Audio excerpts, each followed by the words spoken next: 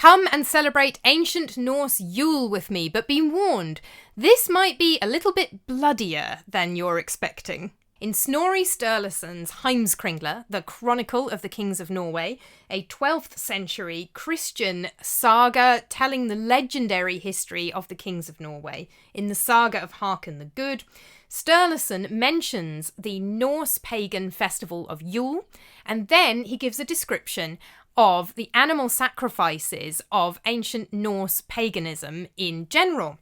So from this description, we can get a rough idea of what the Festival of Yule might have looked like in pre-Christian early medieval times in Scandinavia, and particularly in Norway.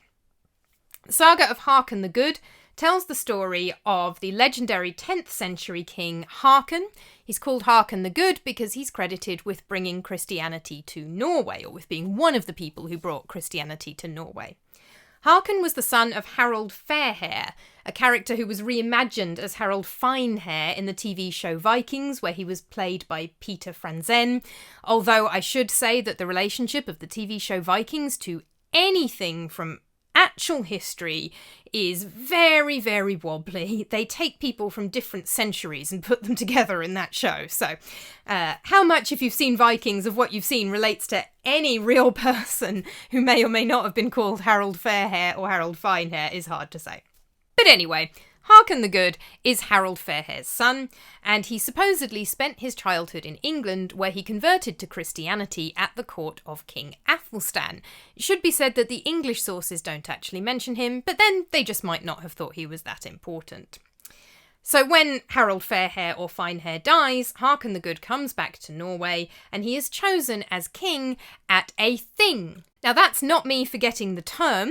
A thing is the name for an assembly where major political decisions like this would be made. And I absolutely love that they are literally called things with a capital T. That is my completely favourite fact that I have learned this week. So the saga says that Håkon at first planned to practice Christianity in private, as the author tells us, the whole country was heathen, with much heathenish sacrifice.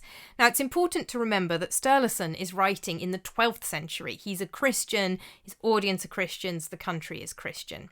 So quite apart from the issue of whether anything he says is terribly accurate, he also has a Christian attitude and a sort of Christian judgment going on whenever he describes ancient paganism, although he was very interested in Norse paganism. So he probably was making a genuine effort to describe it accurately, but we do have to bear in mind that everything is written from the point of view of a Christian at a later date looking backwards.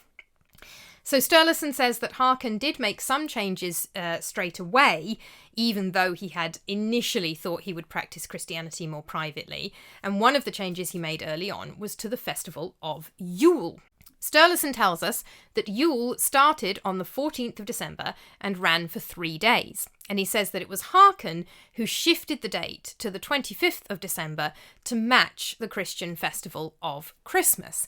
The 25th of December itself is the birthday of Mithras. The time of year is partly inspired by the Roman festival of Saturnalia, which ran from the 17th of December. So basically, there's a general desire to have a big party-like festival at the darkest time of year, a desire that would be even stronger in Scandinavia than it would have been in Mediterranean Rome.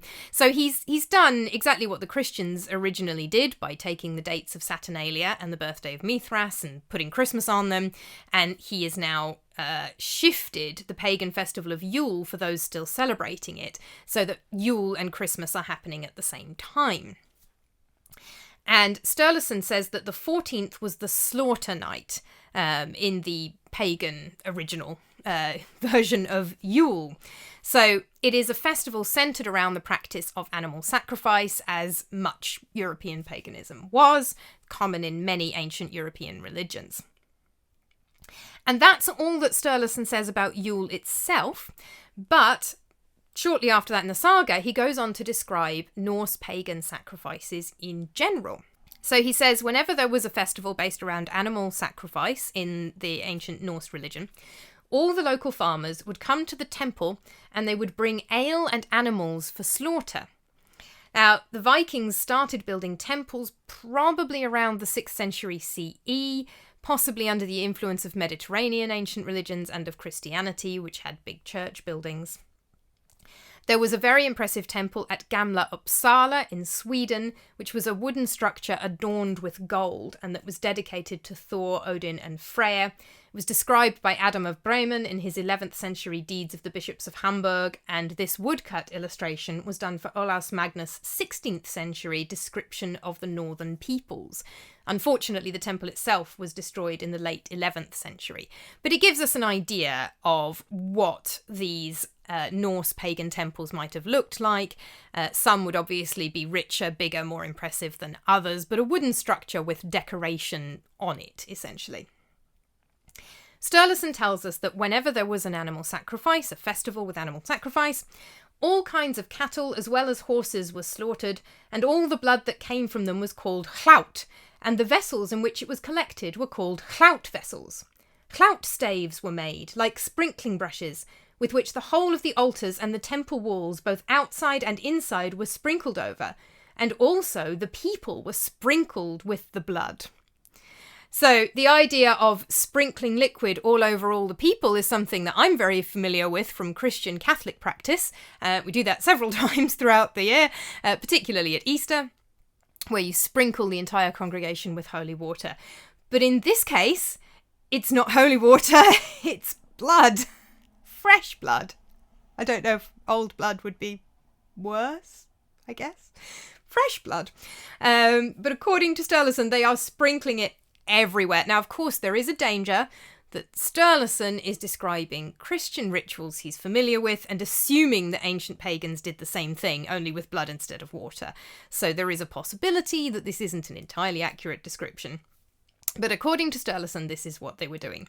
The meat would be boiled and eaten. In most cases, in animal sacrifice, you eat the meat. It's valuable. Not always, but most cases. The meat is very valuable commodity, so you're not going to just abandon it, you're going to eat it. And that's where the feast comes in. Sturluson then says that goblets of blood and hunks of meat were handed across the central fire and were blessed. And then he says, and first Odin's goblet was emptied for victory and power to his king, thereafter Njord's and Freya's goblets for peace and a good season.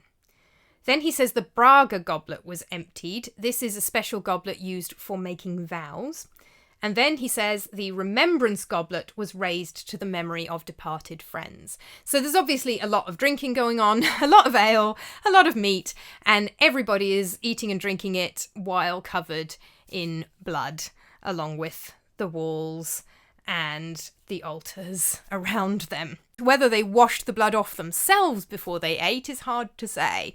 Again, in Christian practice, if you get ashes on your head on Ash Wednesday, you're supposed to keep them for the rest of the day, but they may have cleaned themselves if they were sprinkling themselves with blood in the first place. The saga of Halfdan the Black, a 9th century king of southern Sweden and Norway, which is also part of Sturluson's Heimskringla, mentions Yule entertainments as well as the meat and ale. So there would have been some kind of entertainment. It doesn't specify what. Presumably music, dance, possibly drama of some kind. He really doesn't say, but there was something, a party atmosphere.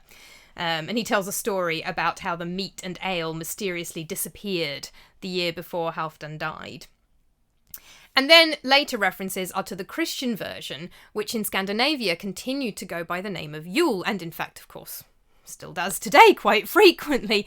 The Victorians frequently referred to Christmas as Yule. So the name Yule basically just got attached to Christmas and became another word for Christmas. And this is why some of the traditions, like a Yule log or Yule lads, it's hard to say whether they come from ancient pagan tradition or whether they come from Christian tradition, because the Scandinavians simply started calling Christmas Yule and they didn't differentiate between the two when they were talking about them. So the other references to Yule in Sturluson's work are to, in fact, Christmas. He's just calling it Yule. It does seem, though, that the ancient Norse pagan Yule was, if nothing else, a pretty bloody affair, and you definitely wouldn't want to be wearing your brand new nice Christmas jumper in order to take part in it. If you enjoyed this video, please do give it a like, subscribe to my channel for more myth, legends, folklore, ghost stories, and weird and wonderful history in general. Thank you for watching, and Happy Yule!